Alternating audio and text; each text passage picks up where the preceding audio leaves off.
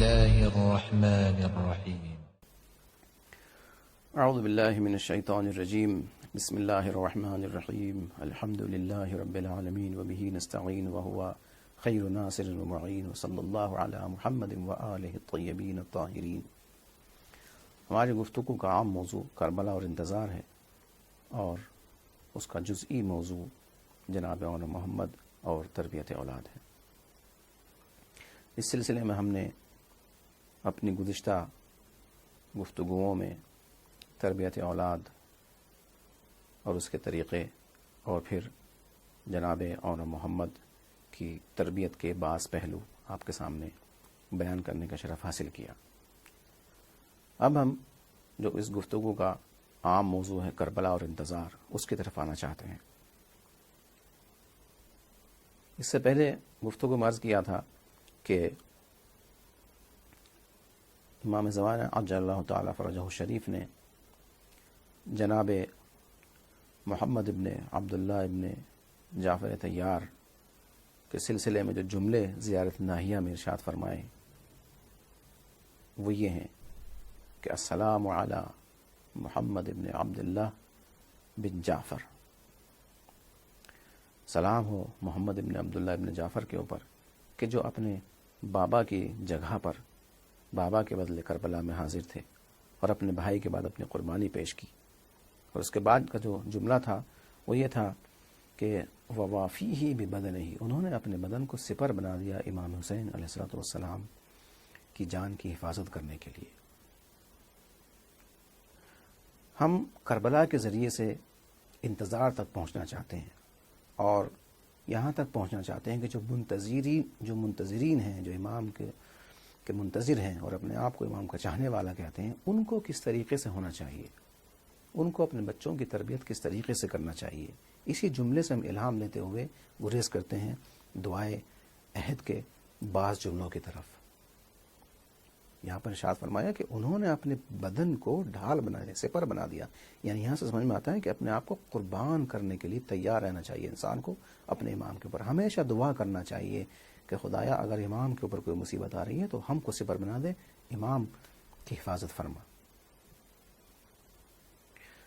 چنانچہ دعائے عہد کے جملے ہیں اللہم اجعلنی من اعوانہ و انصار، خدایا ہم کو امام زمانہ کا مددگار اور ان کا ناصر بنا، جو ان کے ناصرین ہیں اور ان کے اعوان ہیں اس میں ہمارا شمار فرما۔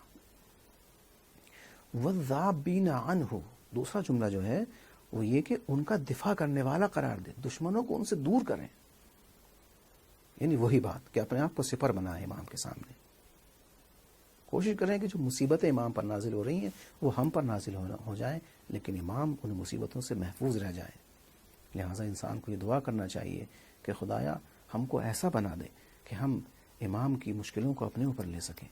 چنانچہ دعائے ندبہ میں بھی ہے کہ خدایا میں کیا کروں کہ میں امام کو دیکھ بھی نہ رہا ہوں، امام کی آنکھیں رو رہی ہیں لیکن میں کچھ نہیں کر سکتا۔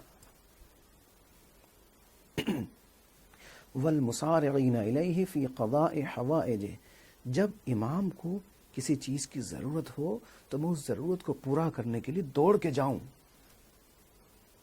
دوڑ کے میں جاؤں امام کی ضرورت کو پورا کرنے کے لیے، سرعت کے ساتھ جاؤں۔ یہ ہے منتظرین کی پہچان۔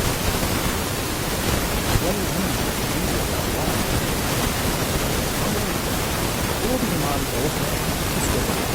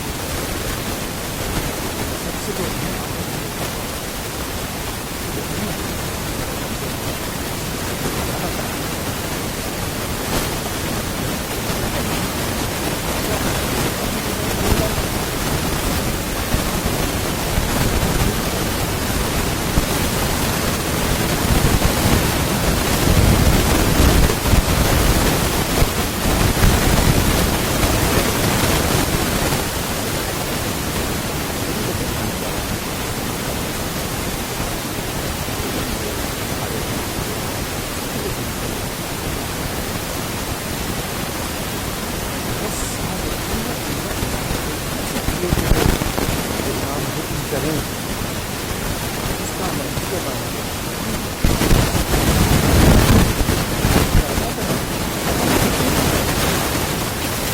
ارادہ کرنا اس ارادے کے اوپر عمل کرنا ہم ارادے کو کرنا چاہ رہے ہیں اس کے عمل کرنا. جس چیز کو امام کی ضرورت ہے ارادہ کیا ہے امام نے, ہم کوشش کریں کہ اس کو فراہم کریں. اس کے بعد کا جملہ آتا ہے اگر یہ تمام تو اس کے بعد ہم کو شہادت آخری مرحلہ. انسان اگر شہادت کے درجے سے قائل ہونا چاہتا ہے تو ان تمام مراحل کو طے کرنا ہے. یہ آخری مرحلہ نہیں کہ بس ایک مرتبہ جائے یہاں پر اس دنیا میں کوئی چیز اتفاقی نہیں ہے. شہید قاسم سلیمانی کا مشہور جملہ ہے کہ شہید ہونے کے لیے شہید ہونا پڑتا ہے. پہلے شہید ہو جائے انسان تب شہادت کا درجہ حاصل ہوگا. میں نے کہا شہید کا مطلب یہ ہے کہ وہ دنیا سے قطع نظر کر لیتا ہے, دنیا اس کے سامنے کچھ بھی نہ ہو جائے تو وہ شہادت کی منزل کے لیے آمادہ ہوگا. لہٰذا ان تمام چیزوں کو ہم اگر ادا کریں گے, ان تمام چیزوں کو عمل کریں گے اور کربلا کی تعلیمات سے تعلیم حاصل کریں گے اور وہاں سے کچھ درس لیں گے تو اس وقت ہمارا دماغ انتظار کریں گے.